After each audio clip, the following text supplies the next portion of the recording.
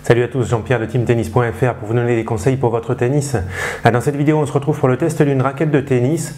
Là, il s'agit de la Wilson Burn 100 CV.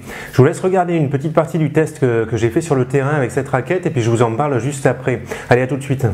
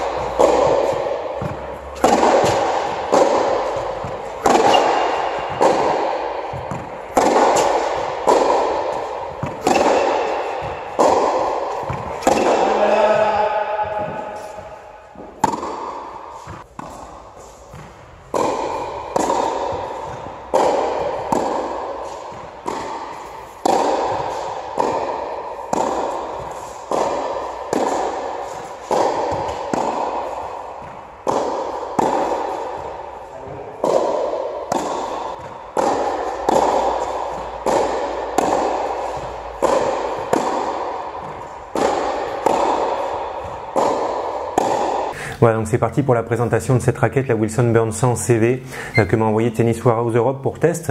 Je vais vous présenter les caractéristiques techniques de la raquette et puis au passage je vais les comparer avec celles de l'ancien modèle. Allez, on commence avec le poids. La raquette elle fait 300 grammes non cordée comme sur l'ancien modèle. J'ai pesé la raquette, elle fait 317 grammes cordée. Ce cordage c'est du Wilson Revolve en 1 mm 30 qui devait être tendu à peu près à 24 kg. On regarde l'équilibre de la raquette, 32 cm raquette non cordée. C'est une différence par rapport à l'ancien modèle parce que l'ancien modèle avait un équilibre à 32 cm et demi.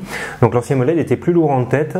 Et moi, à mon avis, c'est une bonne idée d'avoir ramené, d'être revenu sur un équilibre un peu plus neutre sur cette raquette parce que ça va rendre la raquette plus maniable et c'est pas pour autant que ça va diminuer la puissance de la raquette.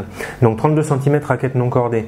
La taille du tamis, comme sur l'ancien modèle, 645 cm² de surface cordée avec le même plan de cordage 16 par 19, un tamis vaguement arrondi, c'est léger et toutes ces caractéristiques du tamis vont faire que la raquette va être tolérante, même si vous décentrez un petit peu la balle, vos coups ne vont pas trop perdre en efficacité, il va y avoir un bon confort et la raquette va être polyvalente. On peut faire un petit peu de tout avec cette raquette et c'est pas difficile de jouer lifté avec cette raquette.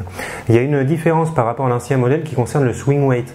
Le swing weight, c'est une caractéristique des raquettes qui permet d'évaluer la maniabilité d'une raquette. Plus la valeur est faible, plus la raquette va être maniable.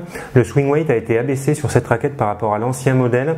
Là, on a une valeur de 319, c'est relativement bas et ça nous indique que la raquette va être maniable et c'est en effet la sensation que j'ai eue en jouant avec la raquette sur le terrain. Le profilé de la raquette, 23 mm et demi par ici, 25 mm au niveau de à hauteur de la zone de frappe pour avoir de la stabilité à l'impact et pour aider à avoir de la puissance, et 23 mm et demi en tête de raquette. Donc c'est pas un profilé qui est fin, ça, hein, c'est un profilé on va dire qui est moyen mais qui va contribuer à donner de la puissance à la raquette.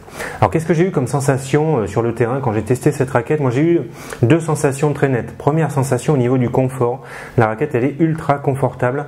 Ça pour moi c'est clairement dû à la technologie CV. CV ça veut dire countervail. Le countervail c'est un matériau à base de carbone qui est utilisé notamment dans l'aéronautique pour dissiper les vibrations. Alors en effet on a l'impression quand on joue avec cette raquette que les vibrations sont hyper bien absorbées. Pour ceux qui sont habitués même au bruit, on entend, il y a un bruit très net à l'impact et on sent vraiment qu'il y a une super absorption des vibrations. C'est vraiment très agréable. Moi j'ai l'habitude quand même de jouer avec un anti-vibrateur de cordage. Là j'ai même pas eu besoin d'en mettre tellement on a de bonnes sensations comme ça même sans anti-vibrateur. chaussure. Donc raquette ultra confortable, plus confortable que l'ancien modèle, ça c'est très net. Et deuxième sensation très nette que j'ai eue, c'est en ce qui concerne la puissance de la raquette. Pour ça, on est comme sur l'ancien modèle, c'est une raquette ça qui va vous donner de la puissance très facilement. Pour ceux qui connaissent la Babolat Pure Drive, c'est quand même une raquette qui donne de la puissance facilement, la Babolat Pure Drive. On est très proche au niveau caractéristiques techniques de la Babolat Pure Drive avec cette raquette, et je pense qu'en termes de puissance, on est très proche également. Donc ça, on peut dire c'est très proche de la Babolat Pure Drive, mais par contre, je trouve que c'est plus confortable.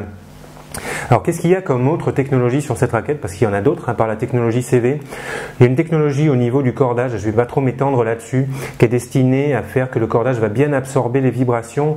Moi dans le test, c'est vraiment difficile de faire la part de cette technologie et de la technologie CV, mais je vous ai déjà dit, de toute façon, pour ce qui est du confort sur cette raquette, il n'y a pas de souci. C'est vraiment une raquette très très confortable. Moi dans ma session de test, j'ai testé d'autres raquettes en même temps que celle-ci, et c'est très nettement celle-ci qui sortait du lot en termes de confort de jeu. Alors autre technologie, bon, c'est pas vraiment une technologie d'ailleurs, le manche il est un tout petit peu plus grand que sur la majorité des raquettes, on va dire. Ça c'est pour aider ceux qui font du revers à deux mains à avoir bien la place de mettre leurs deux mains sur le manche de la raquette. Donc ça, il n'y a pas de souci, c'est vraiment une bonne idée, c'est intéressant pour ceux qui font du revers à deux mains.